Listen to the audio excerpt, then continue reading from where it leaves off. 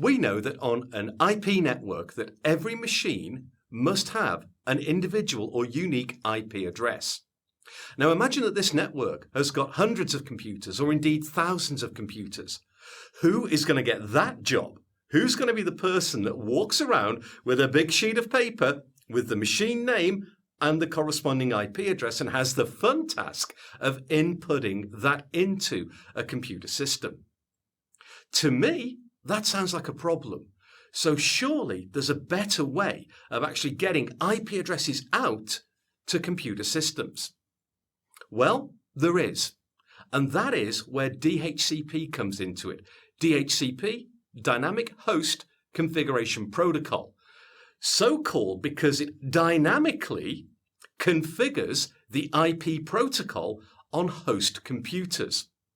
Let's take a look at DHCP now conceptually and see how it actually functions. Building now on our introduction to DHCP, let's actually take a look here in this PowerPoint presentation at how a client computer obtains an IP address from a DHCP server. Here in the presentation we've got a couple of DHCP servers and we've got a DHCP client. One thing to point out is that all of the traffic that you're about to see is broadcast based. So every piece of data you see here now is broadcast out across the network. The client starts things off by broadcasting a DHCP discovery packet. The DHCP discovery packet is looking for DHCP servers on the network, and those DHCP servers will pick up on that discovery packet. Inside of the discovery packet is the MAC address of the requesting client computer. Now, what if we've got, as we have here, two DHCP servers on the network? Well, both of the DHCP servers will respond by broadcasting out a DHCP offer packet offering out the IP address to the client computer. This packet of data contains the MAC address of the original DHCP requesting client and the MAC address of the server. But now we've got two DHCP servers responding. The client only needs one IP address and it will only need to talk to the one DHCP server. So what's the criteria then for the client making a decision about which DHCP server it's going to complete this transaction with? Well, the answer to that question is speed. Whichever one of those DHCP servers was the fastest to respond and get its broadcasted offer packet out to the client first is the server that the client will select and then go through and send the request packet to. Now again, the request packet, because the machine does not have an IP address at this stage, has to be broadcast out over the network. The request packet includes the MAC address of the requesting computer and the MAC address of the DHCP server that actually transmitted the original offer. Once the DHCP server has picked up this DHCP request from the client, it will then send back via a broadcast again the DHCP acknowledgement packet, including inside of this packet there will be the MAC address of the DHCP client computer, the IP address which is now being leased out, the lease duration for the IP address, the MAC address of the acknowledging DHCP server, and the IP address of the acknowledging DHCP server. Once this information has been received and processed by the client computer, the client then has an IP address. And so there you now see the DHCP lease generation process, the discovery, offer, request, and acknowledgement, or as we say, DORA. There we've now seen how DHCP functions, and we've seen that it's all broadcast based. Now, I've explained about the discovery, the offer, request, and acknowledgement within the presentation, but let's now take a look at this in practice.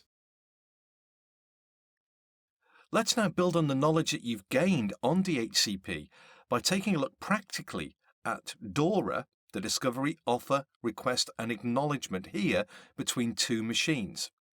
First of all, we have a DHCP server. Let's just go and launch the DHCP admin console, and inside of here we'll see that we have a scope. A scope includes, amongst other things, an IP address pool, so a range of IP addresses that can be leased out by this DHCP server. Now, don't worry too much about the leasing process at the moment, or even the terminology, because we're going to be working with this and covering more on this a little later on in the module. But for now, all we need to understand is that this is the DHCP server, and its purpose in life is to lease out IP addresses and other networking information.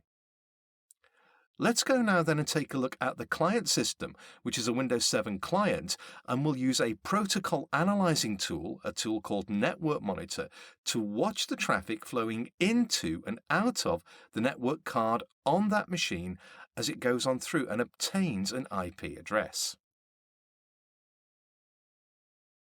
So here we are on a Windows 7 machine.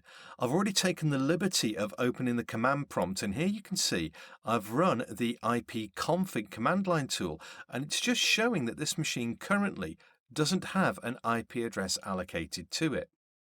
So let's start up our protocol analyzer, which is a tool called Network Monitor.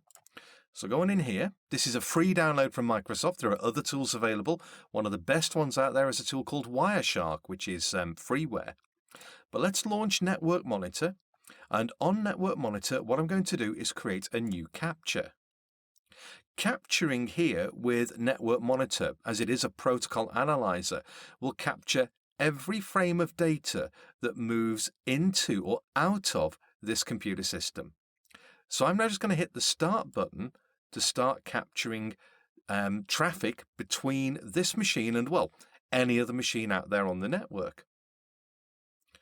Whilst I'm waiting now, I've hit the Start button here to start the capture.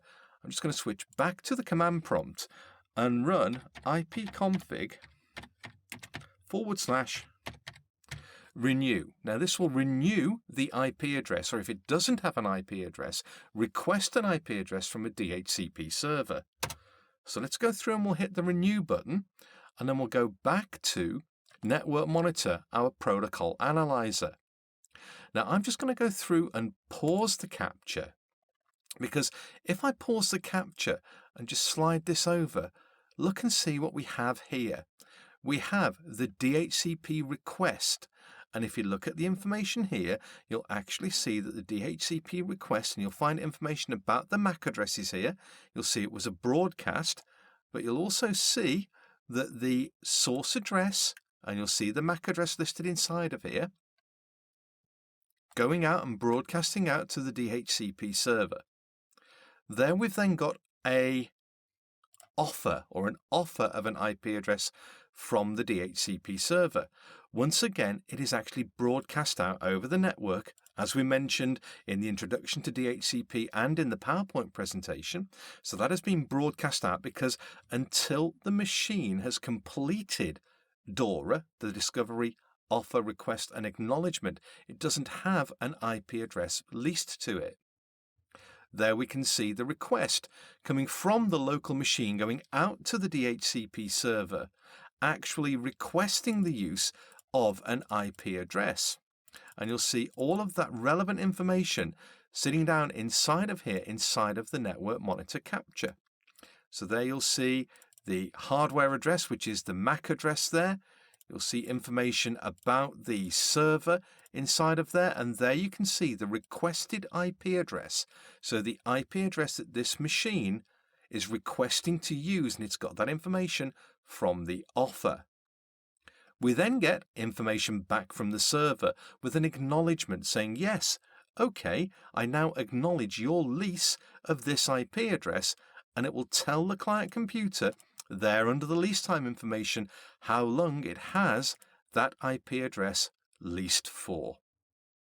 So now we've seen the entire discovery, offer, request and acknowledgement taking place here in real time across a Windows 7 machine and a Windows Server 2008 R2 computer running as a DHCP server.